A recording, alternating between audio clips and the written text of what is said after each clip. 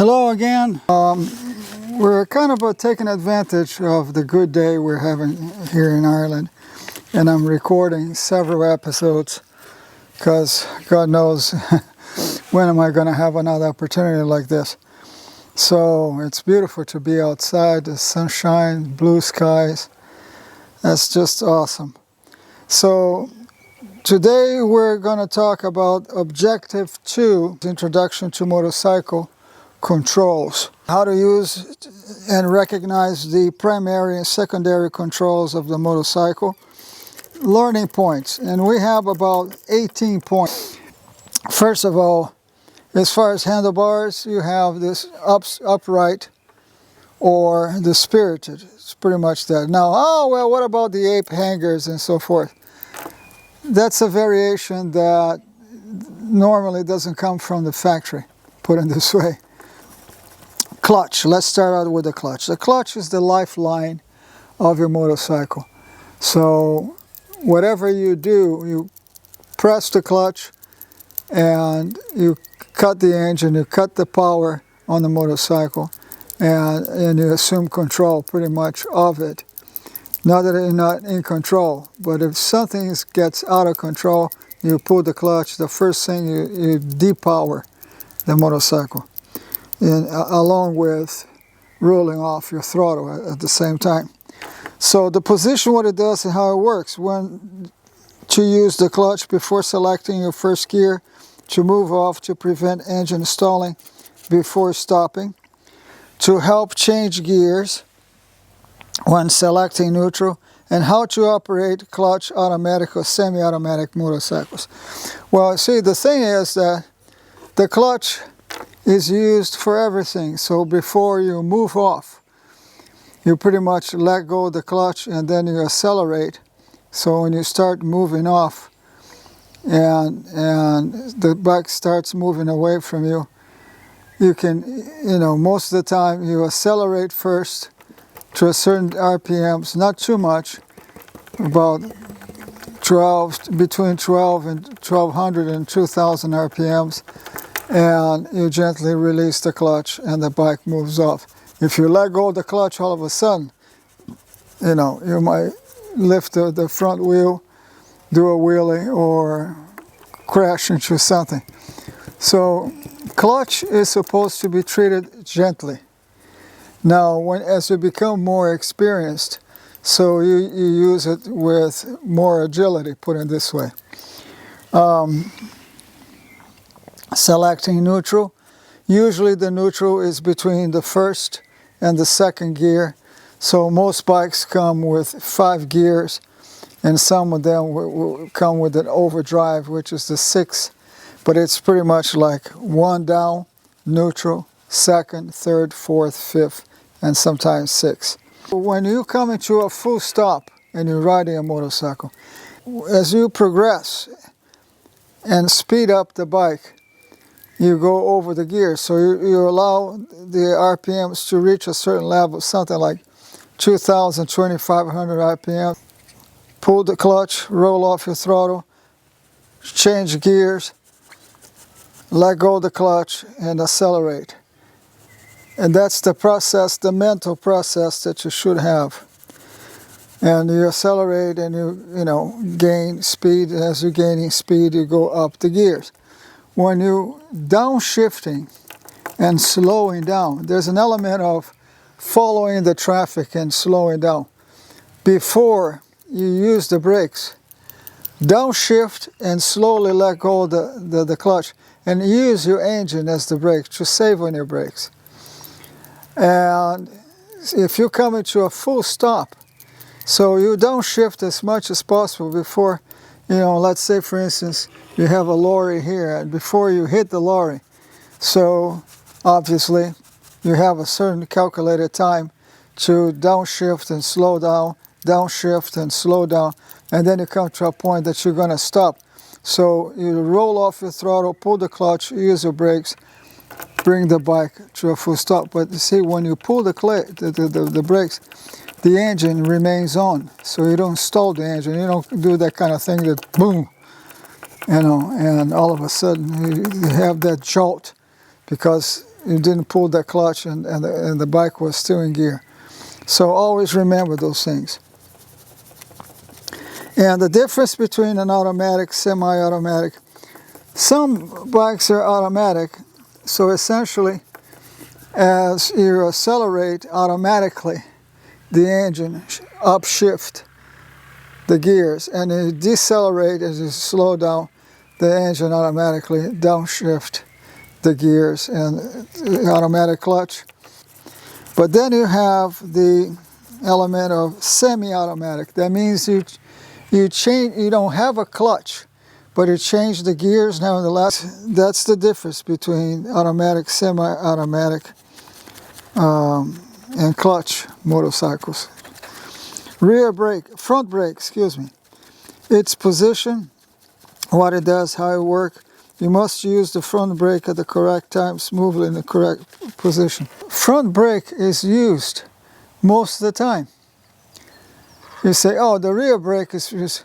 No, well, most of the braking, when you have an emergency braking, is if you're riding the bike straight, if you're leaning the bike, never use the front brake because you can lose control. If you're performing slow maneuvers in traffic or in the traffic light, you don't use you clip the front brake, you can drop the motorcycle. So you use the rear brakes. But when you're riding on a highway and you have to perform a steep, almost like an emergency brake, 70% of the braking is done in the front because you have usually 2 calipers in the front. That takes most of the brake, and one caliper in the rear. That's more of a compensator to prevent, first of all, the bike from doing this. And it can't do it unless you're riding a Harley Davidson or something to that effect, very heavy. And you may not do this, but it's not going to stop the bike either.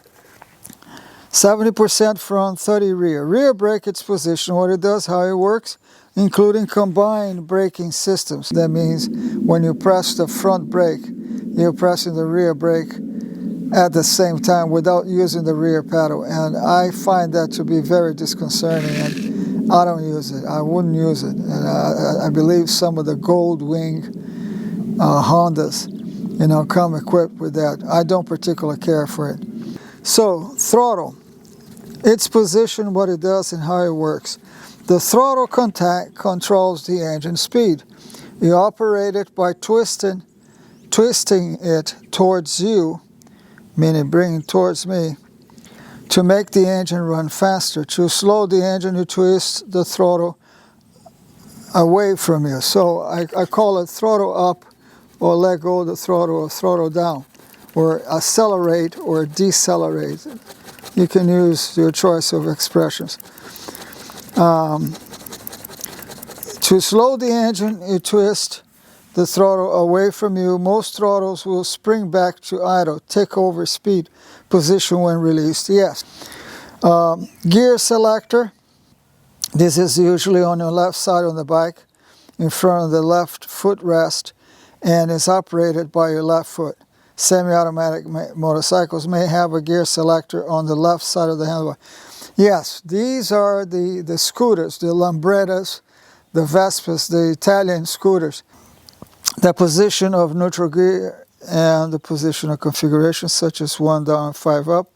Like I said before, the neutral, 99.9% of the time in all motorcycles, is between the first and second gear. The first being 1 down, so you press down for first, but the second you go by the neutral and up to second gear. Sometimes, if you're a little too gentle, put it this way, you go from 1 to neutral, and then the bike goes woo, and then you have to shift up again and engage in second gear. But that takes time. You get used to things. Indicator switch, its position, what it does, the various layouts, such as BMW, and how they work.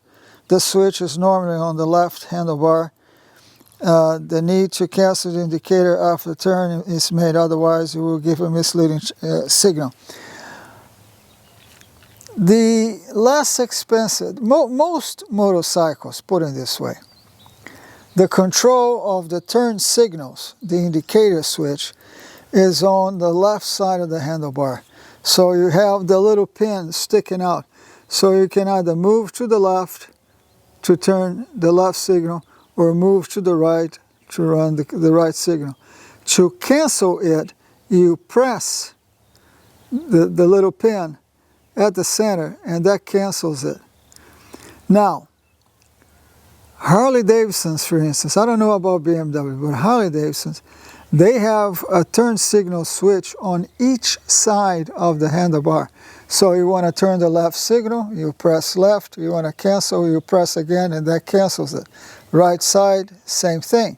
More hefty in price kind of motorcycles, they come equipped, which I find it to be brilliant, with a timer for the turn signal. So if you forget the timer, after 7 or 8 seconds, it cancels itself out.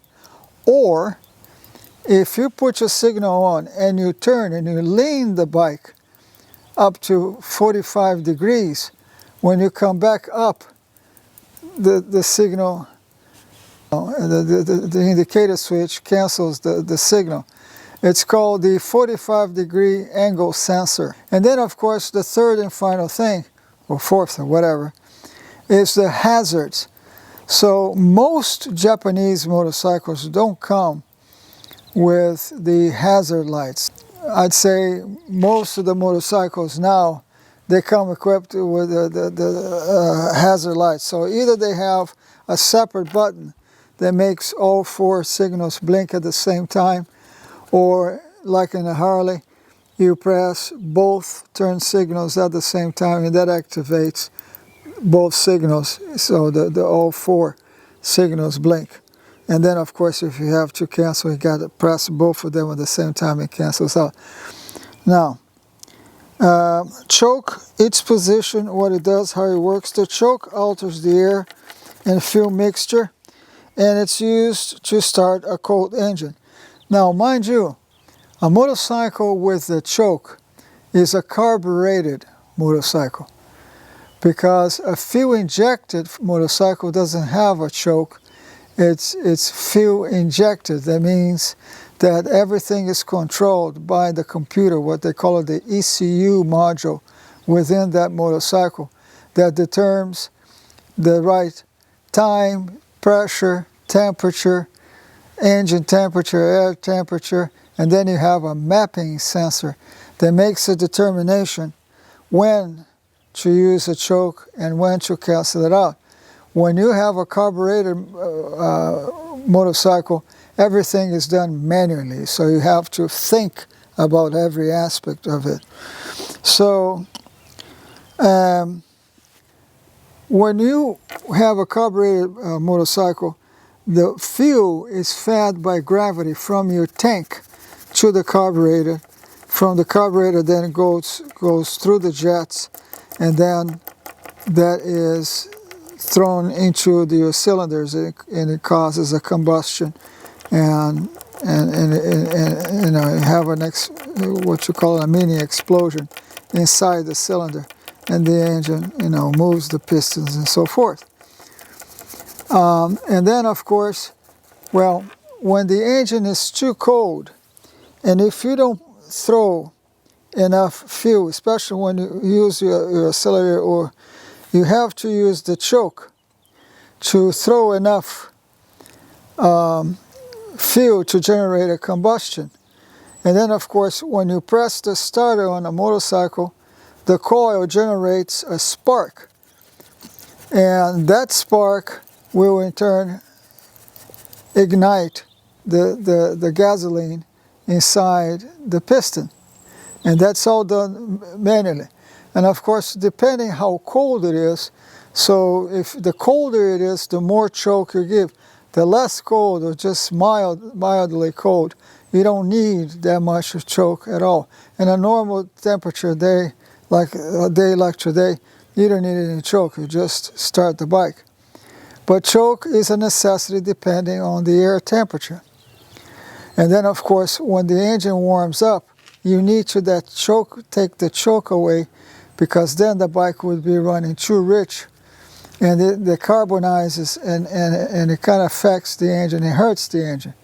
So you have to be conscious enough to remember that usually when you use the choke, the most after a minute or two the most, you need to take that choke out and the bike will run by itself. If the engine is still cold, the engine stalls and stops. So you need to give it a little bit of choke, start the engine and let it warm up for a couple more minutes, and then you take the choke. When the engine holds its idle RPMs by itself, then you don't need the choke anymore. And that's as far as all the manual control is concerned.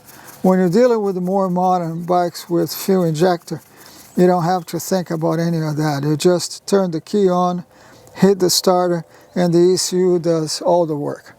So be conscious about when you're dealing with an older motorcycle that you have to subject yourself and deal with these things, you know.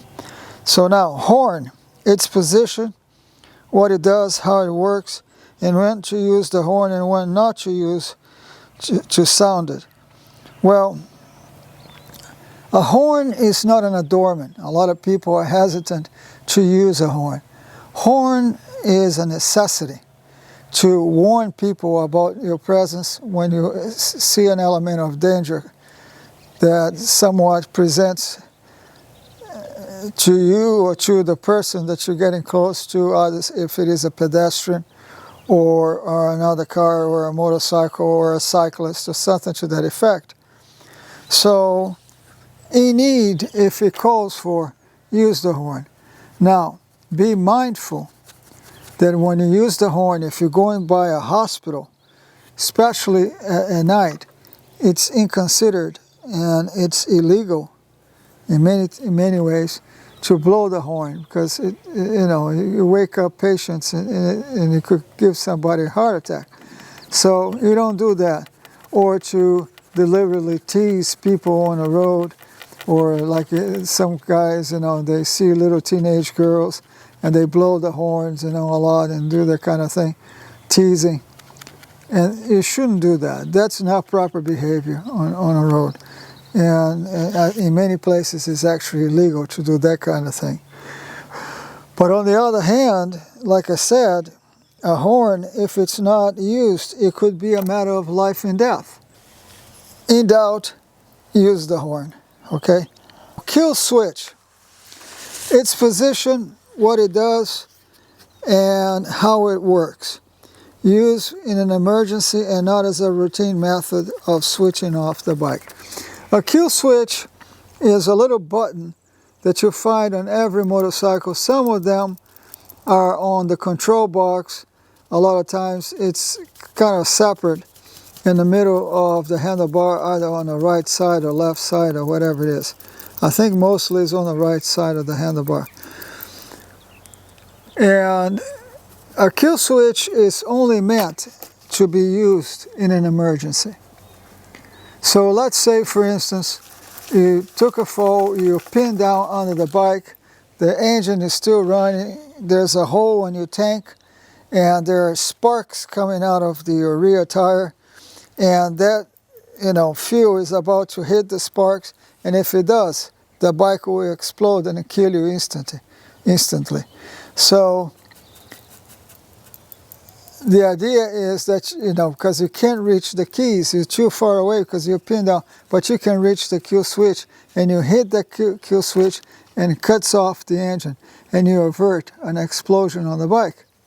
This may sound very dramatic, but it's possible. So the kill switch is not an option to turn your engine off. When it comes to turn the engine off, make a habit to always turn the engine off and on the keys. Because you see, sometimes you may be distracted, you see a friend, so hi Joe Blow, how are you? And you forget that you turn the engine on the kill switch, and you walk away and leave the keys on the bike. The lights will still be on, And when you come back, the least case scenario is that you wouldn't have a battery to turn that engine on again. Or when you come back, your bike could be gone because somebody will see their bike there, beautiful motorcycle with the keys on the ignition. They would sit on that bike and take it away.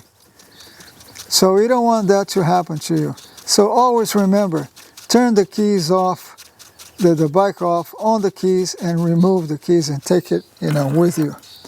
Light switches, their position, what they do, and how they work. The switches that operate the headlights, parking light, and other lights. First of all, when you buy a motorcycle, read the manual. Become acquainted with the motorcycle. Get to know it, first of all. Second, as far as checking lights is concerned, it should be a habit, at least once a week or whenever you take the bike out, to check all the lights. If, first of all, any bulb is burned. Always have spare bulbs at your house. So somebody, is gone, you remove that bad bulb, replace with a new one, but don't go out of the house with faulty turn signals or headlights or brake lights. Petrol tap, where fitted, its position, what it does, how it works, the reserve tank and fuel injection. Now, any motorcycle with a petrol tap is a carbureted motorcycle. So a petrol tap, it controls the gravity flow of fuel from your tank to your carburetor. So you can either have off or on or reserve. So if you have it on, now by the way, it's a good measure, good habit to every time you put the bike away, turn it off, because you never know if you have a faulty float in your carburetor bowl.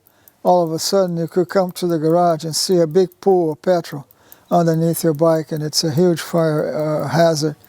So have the habit of turning it off when you put it away.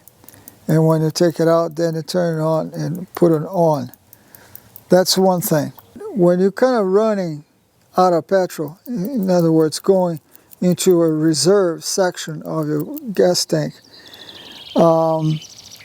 you immediately realize that you have, let's say, 10, 20 miles left on that bike to find a petrol station and top it up, right?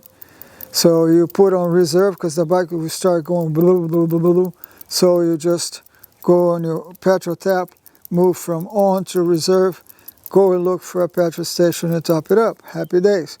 On fuel-injected motorcycles that don't have fuel taps, you get a yellow light lit up on your either tachometer or speedometer, but a little yellow light comes on. That's an indicative, again, that you are on reserve, that you need to go to a petrol station. What I find ironic is that if that particular light burns, that LED light, you never know what's happening. While the physical manifestation of a carburetor, I find it to be more reliable to inform you what the status of your fuel is. But it's not here and there that I know of. I never heard anybody say the yellow light burned, but anything can happen, I suppose. Starter, lever, or button, their position, what they do, and how they work. Check that the kill switch is in the on position, switching the ignition on, and make sure that the gear lever is in neutral. Press the start button to use the kickstart. Every person should be aware of the proper procedure to turn a motorcycle on. So, you get the bike, you maneuver the bike out of the garage, bring it up to the garage door or something like that. But when it's time to start the bike, you have to be aware. If that bike is in first gear, you could jump. And if you have a baby crossing in front of you, you can kill the baby or the dog. That you can lose control. And the bike will start, and all of a sudden, have your hands properly on the handlebar, and you can hit a wall. All kinds of bad things can happen if you don't have a standard procedure to turn the ignition on. And that applies to any bike, frankly, any car, and an airplane or whatever it is. So what you do is you make certain that, number one, that the bike is in neutral. Number two, that you will pull that clutch. Number three, that you turn the keys on. And number four, that you press that starter. Even if the bike, oh, but the bike is in neutral, you don't need to press the clutch. Press the damn clutch anyway. And then the other thing is sometimes you need to bring the side stand up, because a lot of times the bike starts with the side stand down. The minute that you put that bike in gear, the engine stalls. So make certain that you get on the bike, side stand up, put the bike in neutral, pull the clutch, turn the key on, press the starter, and that starts the bike. And that's the proper way to do things. Now, mirrors, their position, what they do, and how they're used. The difference between convex, flat, and convex mirrors. Convex mirrors give you a wider zone of vision, but they make it harder to judge speed, distance, or following traffic. Keep mirrors clean and replace any damaged part.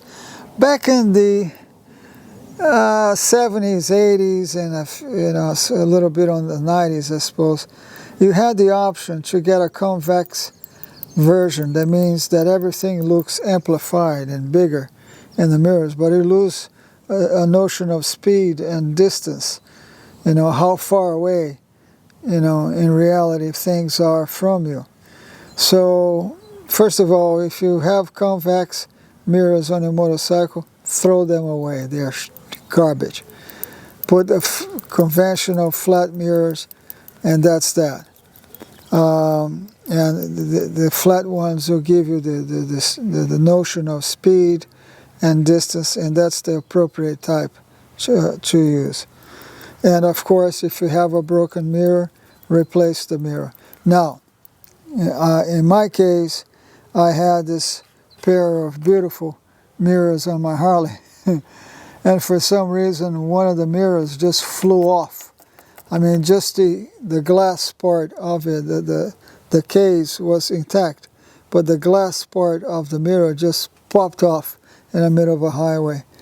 So what I did, I made a template on a cardboard, and I took the mirror off the bike and took to a place in Sligo called Sligo Glass. And not a bother on them, they had the glue and everything. They cut out a piece of glass shaped exactly like the template I made for them. It was kind of oval, laying down oval, and they glued it. It fit perfectly, and I never looked back. And those mirrors, they copped out after, let's say, 4 or 5 months after I purchased it.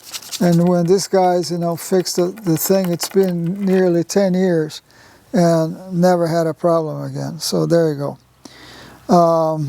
So that's mirrors for you, and always fix them. Don't ride a motorcycle without one of your mirrors. You're asking for trouble if you do that. Not with the law, for yourself. Now, instrument panel, the various instruments on the panel, what they do, how they work, all warning lights, including hazard lights, speedometer, rev counter, temperature gauge, ignition switch. Never ignore a warning light. So, first of all, again, when you buy the bike, get familiarized with every little warning light, or what the lights are all about. Usually, the yellow light is your low fuel. The amber is your turn signals.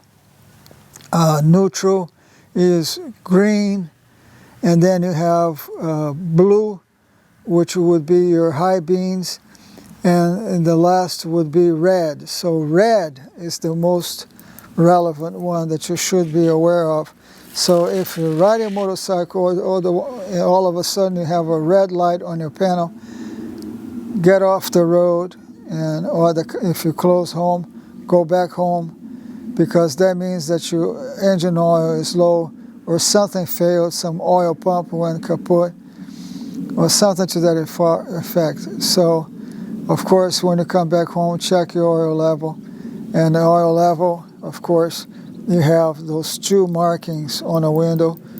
So if the engine is hot, you gotta wait 8 hours, because everything has to come down to see what the story is.